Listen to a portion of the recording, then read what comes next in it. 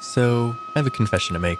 That little Taig CNC I have, it's great and all, but I outgrew it in like one project. So I decided to upgrade.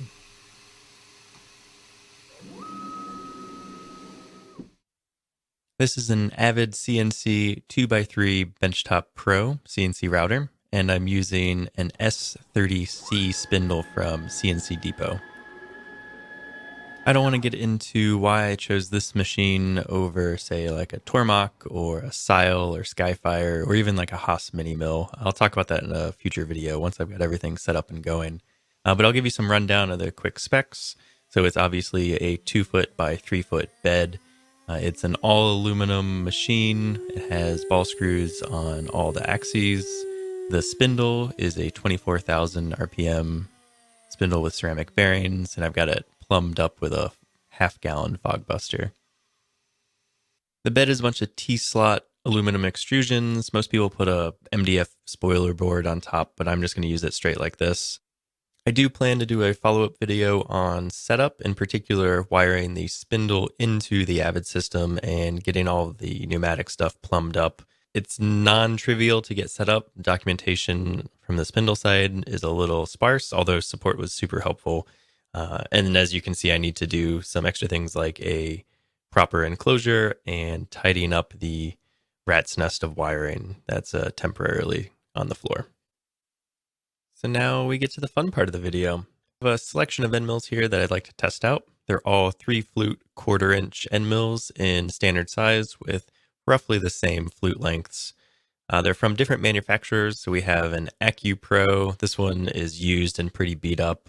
And then we have a Kyocera, a Lakeshore Carbide, alu-power, and a carbide tool source.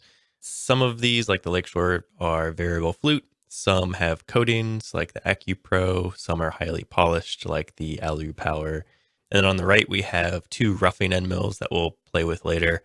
One from Lakeshore and one from Carbide Tool Source.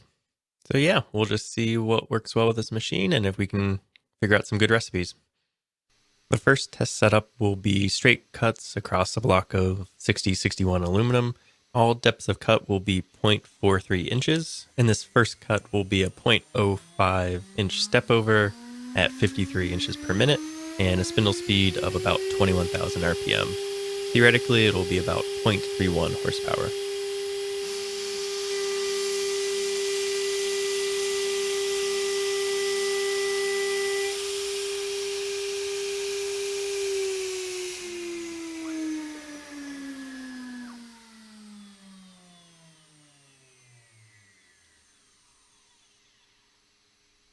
With the easy mode test out of the way, we're going to start cranking up all the parameters. So this is the same cut, but at 150 inches per minute.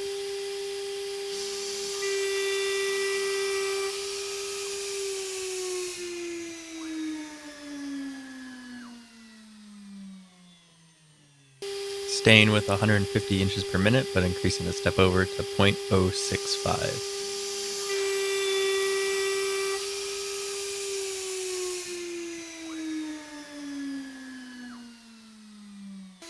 Dropping the feed down to 148 inches per minute and increasing the step over to 0.078.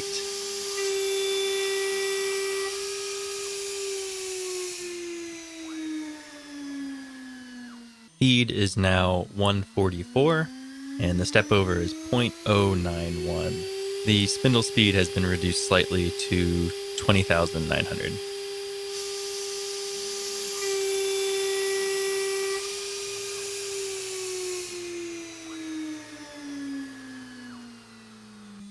Reducing spindle speed a little further to 20,600.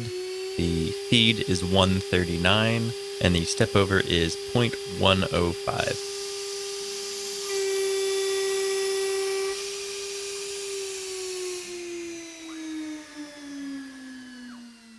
Spindle and step over are the same from last test, but the feed is up to 192. And although the calculators told me I could go higher than this last test is about as fast and aggressive as I personally felt comfortable running. All in all, I am really impressed so far.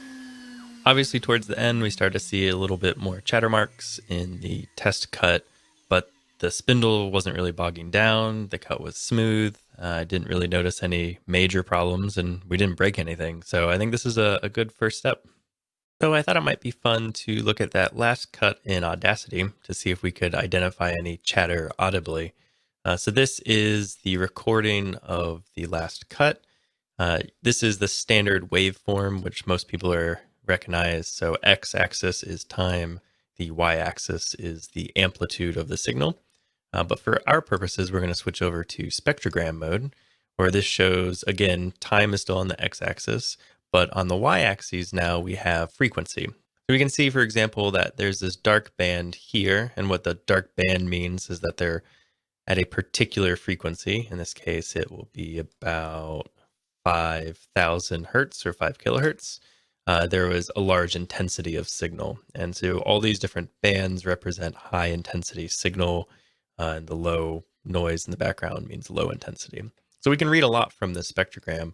So you can see in this period where we have these kind of upward rising lines, this is where the spindle is ramping up.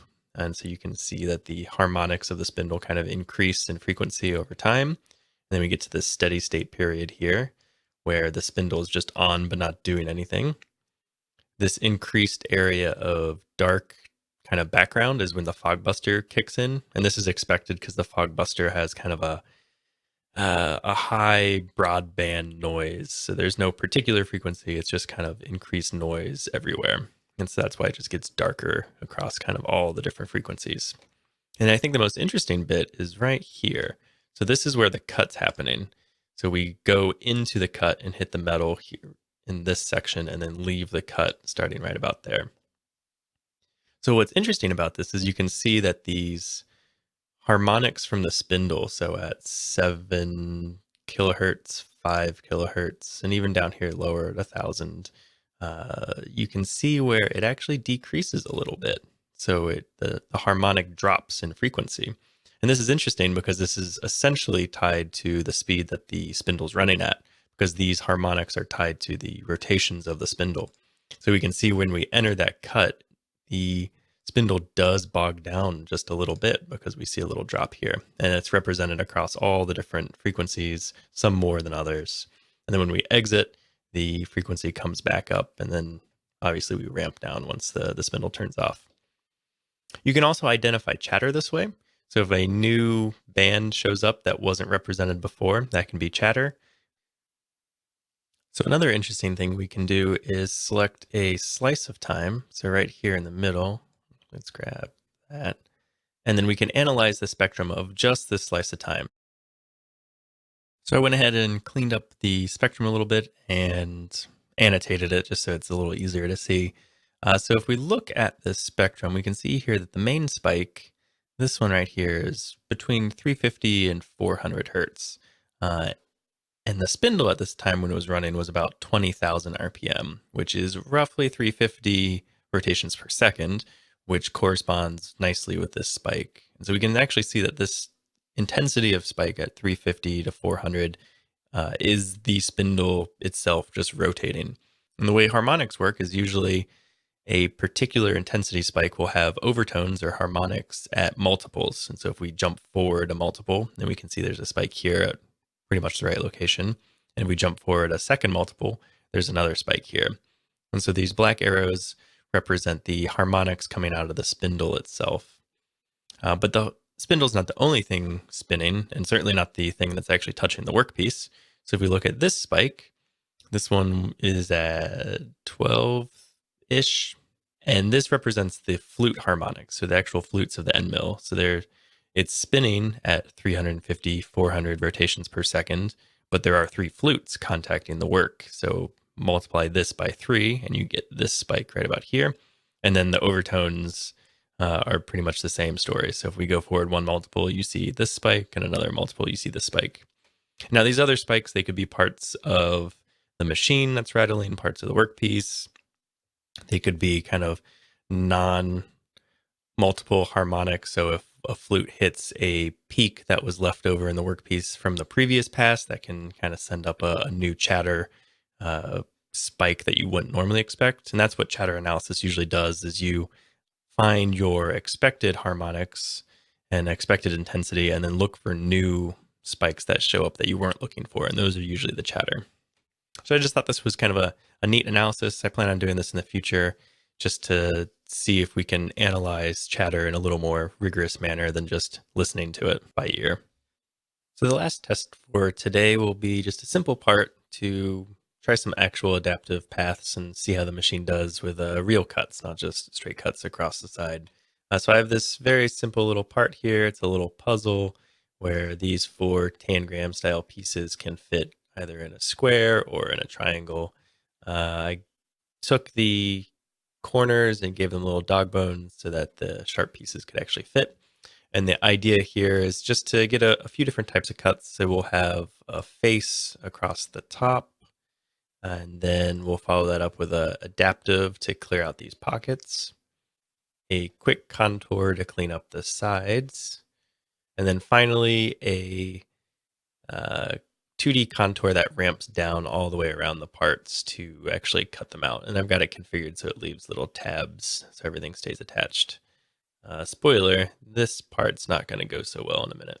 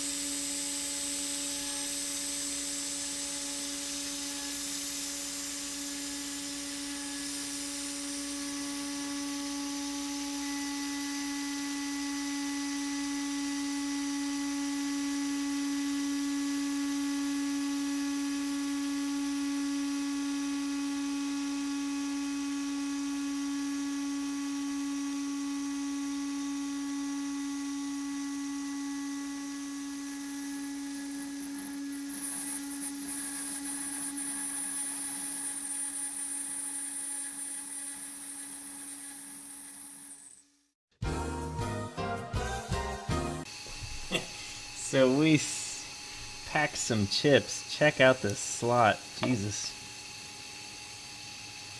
Ugh, that's all just crammed in there, and we welded onto our end mill. So, guess we found the limit of that slot. Yeah, that didn't sound so good.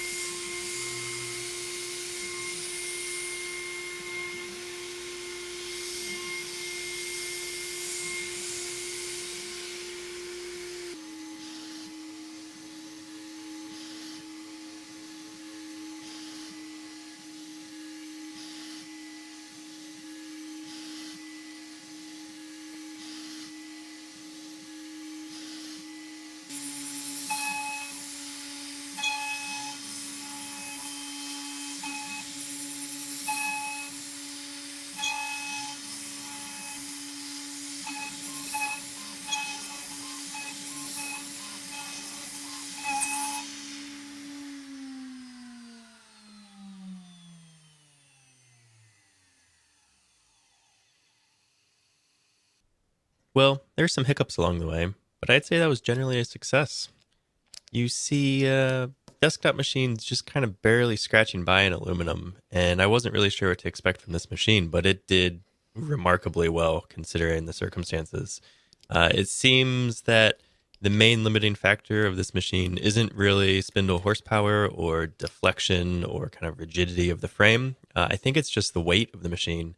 At really high accelerations, it just starts throwing the machine and the table all around. And you could see that in some footage where the table was actually visibly shaking. I've since braced the table and it's quite a bit better. But I think that's going to be the main limiting factor in aluminum, at least, is just, it can theoretically do 300 inches per minute, but realistically, we'll probably have to keep it around 70, 80, so it doesn't just shake itself to death. There are some lessons learned, obviously. I think I should have done some kind of horizontal path after the facing and at the bottom of the pockets, because those are pretty rough. Clearly, my ramping was too aggressive the first time and way too shallow the second time, so I'm not quite sure what's going on there. And I also didn't set the stock dimensions quite correctly, so it didn't actually punch through the bottom of the ramp, and I had to go cut it out with a bandsaw and file down the tabs. But those are all, small things to learn from for future projects. Where to go from here? I'm not sure, honestly. I was originally going to do kind of a head-to-head matchup of these different end mills that I have to see which one works best and which has the least chatter. After seeing the test cuts and seeing that we're kind of limited by how quickly the machine can move, and honestly, even with this really old, pretty cheap end mill, it did pretty good. There wasn't a whole lot of chatter. Even on kind of the more chattery locations, it was all manageable at reasonable speeds. So I'm not really sure. I think I might just use these end mills in different projects, and I'll highlight when I've picked out different ones, and we'll just anecdotally compare them rather than doing kind of a head-to-head matchup. I would like to try steel on this machine. Don't really know what to expect with that. I've got some end mills that we'll try out, and we'll take it real slow and just see if it's capable of doing maybe mild steel or some kind of high carbon steel. So that's all I got for you. Thanks for watching. I know this was a longer video, but there's a bunch of stuff I wanted to show, and I thought the chatter analysis was kind of neat.